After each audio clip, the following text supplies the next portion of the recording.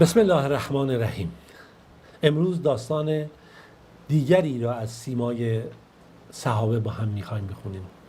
صحابی که شاید برای خیلی های ما شناخته شده نباشه. میگم متاسفانه ما داستانها رو میدونیم، قصه های زیادی میدونیم، تاریخ های زیادی میدونیم، اما اون چیزی که باید بدونیم نمیدونیم. یکی از همه مهمتر همین یاران پیامبر هست، اصحاب پیامبر هست. فقط فکر میکنیم با چند نفر که از اسامی خلفا بدونیم یا چند نفر خاص دیگه همه موارد اسلام رو فهمیدیم و دونستیم، در صورتی که اسلام مجموعه ای از جان فدایی و تلاش ها و صداقت های یاران رسول خدا صلی الله علیه و سلم هست. مجموعه گسترده ای که امروز این حقیقت رو به جهان رسوندن و اینها یک نفر، دو نفر، 10 نفر، 100 نفر نبودن. هزاران نفر از یاران رسول الله، از شاگردان رسول الله هستن که این امانت رو به ما رسوندن. بله، داستان امروز ما داستان عمیر ابن سعد هست که عمر رضی الله عنه در مورد ایشون میگه ایشون بانی وحدته، بانی اتحاد و همبستگیه. ببینیم عمیر ابن سعد چه شخصیتیه. شاید برای خیلی عجیب باشه. یکن عمیر ابن سعد در واقع از قبیله انصار هست، در مدینه، از انصار مدینه هست و در همون ابتدای جوانی یا نوجوانی ایشون مزه یتیمی و فقر رو میکشه. هم مزه یتیمی رو میکشه، هم مزه فقر رو. چرا که هنوز در سن پایین هست که پدرش از دنیا میره، در حالی که نه مالی و نه منالی و هیچ چیزی برای اینها باقی نمیذاره و ایشون به یتیمی میرسه.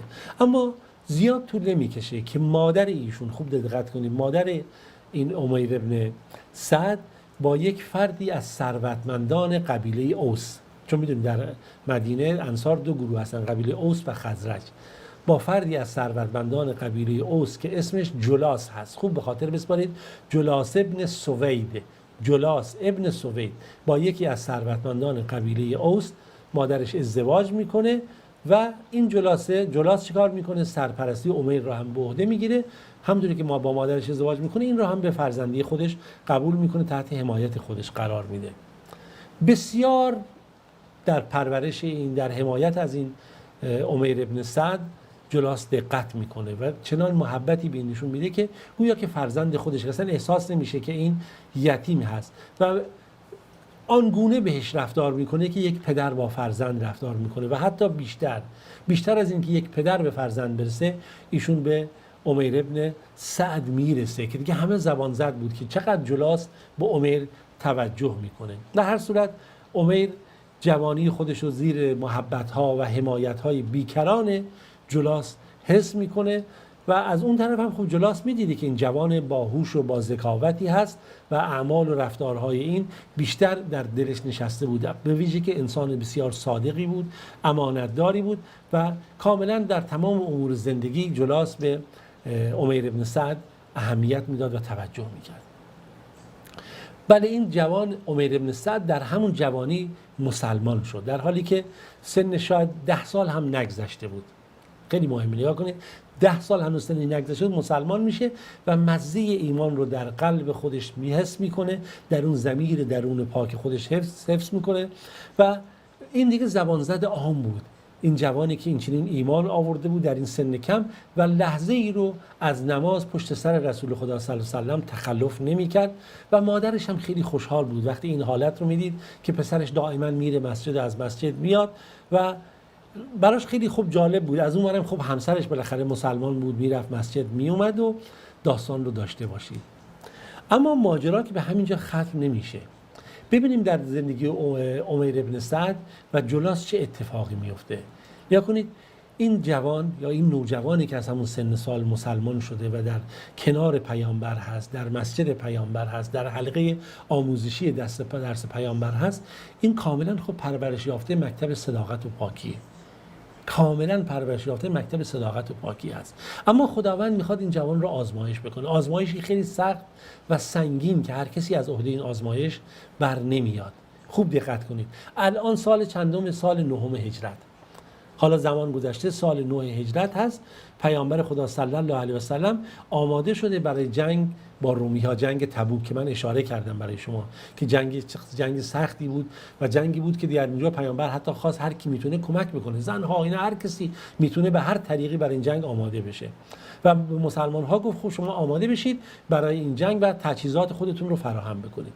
رسول خدا صلی الله علیه و سلم معمولا در جنگ ها روشش این بود که اعلام نمی‌کردن، یک مسیری رو تعیین می‌کردن، میگفتن ما به اون مسیر میریم، بعد در وسط راه جهت رو عوض می‌کردن تا دشمن متوجه نشه. اما در این جنگ تبوک صحنه فرق می‌کرد. پیامبر صراحتاً اعلام کرد، هوا هم به شدت گرم بود، شرایط خیلی حساس بود. دیگه میگم این جنگ خاطرات و داستان‌های زیادی از یاران پیامبر هست. راه طولانی بود، هوا گرم بود، توش و بالاخره امکانات کم بود. باید اینها در اون آماده می‌شدن.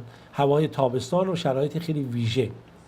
میوه از اون طرف، میوه های باغ ها، درخت ها رسیده بود و شرایط خیلی عجیب بود و خب برای کسی انسان دوست داره در اون گرما زیر سایه استراحت بکنه، میوه تازه بخوره. حالا برای یک چنین جنگی باید آماده بشن و برخی خب هر جان انسان، طبیعت انسان که معمولا تنبلی میکنه، دنبال رفاه هست. اما مسلمانان با وجود همه این شرایط در اون وضعیت دعوت پیامبر رو، فراخوان پیامبر رو لبیک گفته بودن و آماده می شدن و خودشونو که بتونن برای این جنگ حرکت بکنن و سپاه رو تجهیز بکنن. اما یک گروهی اندکی از منافقان، خوب داشته باشید، بحث اندکی از منافقان که در لباس مسلمانان بودن، برخی فریب خورده بودن، برخی این مسئله به قول معروف عمدی بود. چون میدونید منافق معمولا ممکنه افراد خاصی باشن، افراد آموزش دیده باشن، سازمان یافته باشن و تعدادی افراد ساده رو هم تحت فریب خودشون قرار بدن به خاطر اینکه چهره ها و رفتارهاشون ظاهرا بین مسلمان هاست اما نیش و کنایه هاشون هست. میگه این منافقان در اون شرایط سعی میکردن عزم و اراده مسلمان ها رو ضعیف بکنن، همتشون رو کم بکنن و شک و شبهه رو در دلشون بندازن و به پیامبر صلی الله علیه و سلم طعنه میزدن. طبیعتشون اینجور بود دیگه. پیامبر هم کار نمیتونست بکنه، چون برخی داریم از صحابه یا رسول الله چرا منافقین برخورد میکنن، من این کارو بکنم میگن یا که محمد مثلا داره، مثلا کسانی که اطرافشن خودش داره بهشون ظلم میکنه و آیات الهی در مورد این اتفاقات میاد و مشخص میشه که چه وضعیتی بوده، حتی تهمت به همسر پیامبر. در هر صورت میگه که اینها تو جلسات خصوصی خودشون هم حرفهایی میزدن در مورد پیامبر و طعنه‌هایی میزدند و دنبال راهکاری بودن که در مسلمانان ضعف ایجاد کنن. خب از اون ورم خب مسلمانان آماده بود، این سپاه داشت آماده میشد. امیر ابن سعد بعد از اینکه نماز خوند از مسجد اومد به خونه و خب در دل خودش میدید که مسلمانان چجوری دارن قربانی میدن، چجوری دارن تلاش میکنن و با چشم و گوشهای خودش میدید که زنان مهاجر، انصار به طرف پیامبر میان، طلاهاشون میکنن، علنگوها، گوشواره ها رو میدن در راه خدا که سپاه اسلام چیکار بشه، تجهیزات بشه برای اینکه بتونه دفاع بکنه از حریم خودش در برابر کسانی که میخواستن اونها رو نابود بکنن، رومی های مسائل دیگه بود. با چشم خودش دید که عثمان ابن عفان که چگونه یک کیسه آورد 1000 دینار طلا توش بوده پیامبر داد. خب حضرت عثمان دیگه اینا بیخود نیست که به این مقام میرسن. دید که با چشمان خودش دید عبدالرحمن ابن عوف چگونه بر گردن خودش 200 اوقیه من از ذهب، یعنی چه میگم یک واحدی بود که برای طلا حساب میشه که مثلا که فرض کن پیمانه که آورد طلا به پیامبر داد و صحنه‌ها خیلی عجیبه. حالا ما در مورد اینا صحبت خواهیم کرد. این نگاه عبدالرحمن ابن عوف با خودش میدید که مسلمانی میاد مثلا بستر فراش خودش رو میفروشه تا شمشیری بخره تا بتونه در راه خدا جهاد بکنه. امیر که این صحنه‌ها رو میدید، امیر ابن سعد که این صحنه‌ها رو میدید که واقعا این درش یک حماسه ای ایجاد شده بود و میدید که جلاس این پدر خونده‌اش، اصطلاحاً کسیش پدر شوهر مادرش که اینقدر بهش محبت کرده، اینقدر بهش رسیده، بدید این آماده نکرده خودشو برای جنگ، حاضر نیست برای جنگ آماده بشه و کاری بکنه و حاضرم نیست که صدقه بده در این مسیر، بالاخره کمک بکنه. یا کنید در یک مسیر دعوت اسلامی، اون هم مسیرهایی که خطرناکه، خب خیلی هم ممکنه خودشون نتونن بیان اما بعد از دارایی خودشون استفاده کنن برای کمک به اونها. اینجوری نمیشه که خب همه بگن تو برو میدون از دور لنگش کن. این ناراحت شده بود از این صحنه، میگفت چیکار بکنه تا بتونه روحیه جلاس رو تشویق بکنه برای اینکه جلاس در این راه بالاخره اون هم به حماسه بیفته. شروع کرد براش تعریف کردن که آره من اینجوری دیدم، من مثلا از زنها اینجوری دیدم، از فرض کن عبدالرحمن ابن عوف اینجوری دیدم، از عثمان ابن عفان اینجوری دیدم، از فلانی اینجوری دیدم که اینا آماده شدن دارن برای جنگ میرن، در حالی که مثلا از چشمهاشون پر از اشک بود.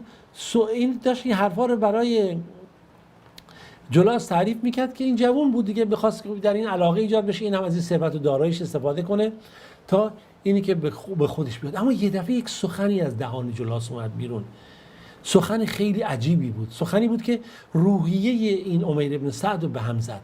یه دفعه گفت اگر محمد راستگو بود، صادق بود و واقعا در نبوت خودش راست میگه، ما از معذرت میخوام از یه حیوان چارپا یا یه حیوان درازگوش هم چی هستیم، بدتر هستیم. خوب سخن داشته، خیلی سخن زشتی. معاذالله میگه اگر محمد راست بود در اون چیزی که ادعا میکرد از نبوت راست میگه، ما از یه حیوان چارپا هم بدتر هستیم. صحنه رو داشته باشید چه اتفاقی میخواد بیفته.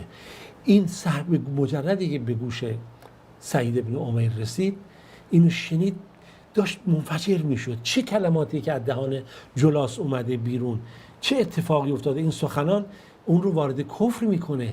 یک کسی که مسلمانه به پیامبر خدا چنین سخنی رو میگه، چه اتفاقی افتاده.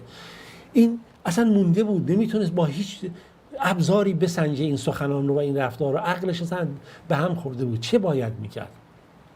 آیا در برابر این سخن جلاس سکوت بکنه؟ آیا این سخنی که جلاس گفته این سکوت کنه و پنهان کنه اونجوری که جلاس گفته؟ خب اگر این کار رو کرد، آیا به مسلمانان ضربه نمیخوره؟ اگر این سخن جلاس رو بگه، آیا این همه محبت جلاس بهش کرده، از پدر بهش بیشتر محبت کرده، نیکی کرده، عشق و علاقه و محبتش در راه زندگی برای این به کار برده، این همه اینو از فقر و بدبختی نجات داده. خب از این ور این نمک شناسی نمیشه، نمک نشناسی. خب بین دو کار افتاده بود. از اون ور میدید جلاس تو دام منافقین افتاده و ابزار منافقین شده و تحت توطئه منافقان قرار گرفته. از این ور بین محبت پدرانه بیش از حد قرار گرفته بود. چه باید میکرد سعید بن عمیر؟ با ما همراه باشه تا جلسه بعد که من این داستان رو انشالله با هم دیگه بخونیم و ببینیم چه اتفاقی میفته. خدایا رو نگهدارتون باشه.